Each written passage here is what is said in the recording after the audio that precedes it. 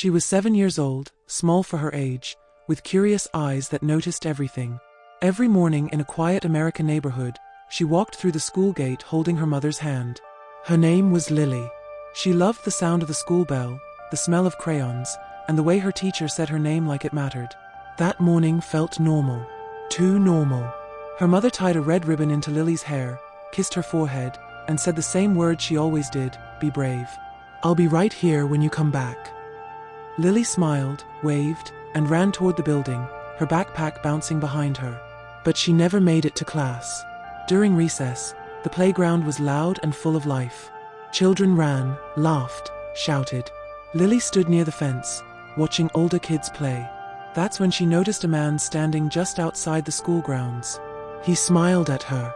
Adults always smiled at kids, so she didn't think much of it. He called her name. She froze. "Your mom asked me to bring you something," he said softly.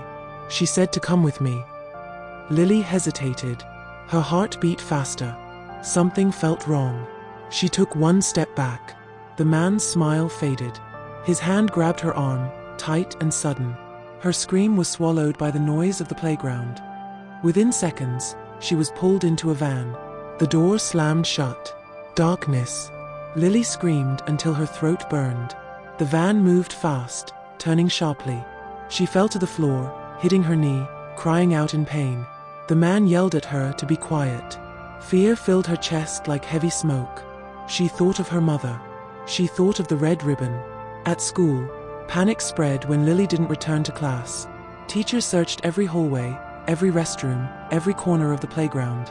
Her best friend cried, repeating, "She was right there. I swear she was right there." When Lily's mother got the call, the world stopped. She dropped the phone. Her hands shook. Her heart screamed what her mind refused to accept. Something terrible had happened. Police cars filled the street. Sirens wailed. Questions were asked, again and again. Lily's mother stood by the school fence, staring at the spot where her daughter was last seen. She pressed her hand against the cold metal and whispered Lily's name like a prayer. Meanwhile, Lily was taken far away. The van stopped near an abandoned warehouse on the edge of town. She was dragged inside, her feet barely touching the ground. The building smelled of oil and rust. The door locked behind her with a sound that echoed inside her chest. She was alone. Hours passed. Maybe days. She didn't know. The lights flickered. Sometimes voices argued outside. Sometimes there was silence so deep it hurt. Lily learned to stay quiet. She learned that crying made things worse. At night, she curled into a corner, hugging her backpack like it was her mother. She whispered to herself, "I'm brave. I'm loved. I will go home." Danger followed her everywhere. One night, a fire broke out in part of the building. Smoke filled the air. Lily coughed, her eyes burning. She pounded on the door, screaming for help. No one came. She remembered her teacher once saying, "If there's smoke, stay low." Lily crawled on the floor, finding a small broken window. She pushed with all her strength. The glass shattered, cutting her arm, but fresh air rushed in. She didn't escape, but she survived. Her mother lived in a nightmare that never ended. She didn't sleep. She didn't eat. Every phone call made her jump.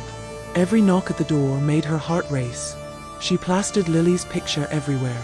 News stations showed her face. Candlelight vigils filled the streets. "I just want my baby back," her mother said through tears on live television. Weeks passed. Hope grew thin, but it never disappeared. One evening, Lily overheard the kidnappers talking. They planned to move her again. Farther. Somewhere no one would look. Panic exploded inside her. That night, when the building fell silent, she acted. She took a sharp piece of metal from the floor and worked on the rope around her wrists. Her hands shook. Every sound felt like thunder. Finally, the rope loosened. She ran. Alarms blared. Voices shouted. Feet chased her through dark hallways. She burst outside into the cold night air, running until her lungs screamed. She hid behind dumpsters, under broken stairs, holding her breath as flashlights swept past her face. A car almost hit her as she ran into the road. The driver slammed the brakes. Lily collapsed. When police arrived, she was shaking, bleeding, but alive. Her only words were, "Please, call my mom." When Lily returned home, her mother dropped to her knees. She held her daughter like she might vanish again if she let go. They cried together, long and hard, letting out weeks of pain, fear, and love. Lily survived. But survival came with scars. She startled at loud noises. She clung to her mother's hand in public. Nightmares woke her screaming. But every morning, she woke up safe. Every morning, her mother was there. Months later, Lily walked back into school. The same gate. The same bell. This time, her mother stayed until Lily disappeared into the classroom, watching every step.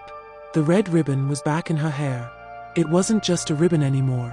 It was proof that even in the darkest moments, courage can survive.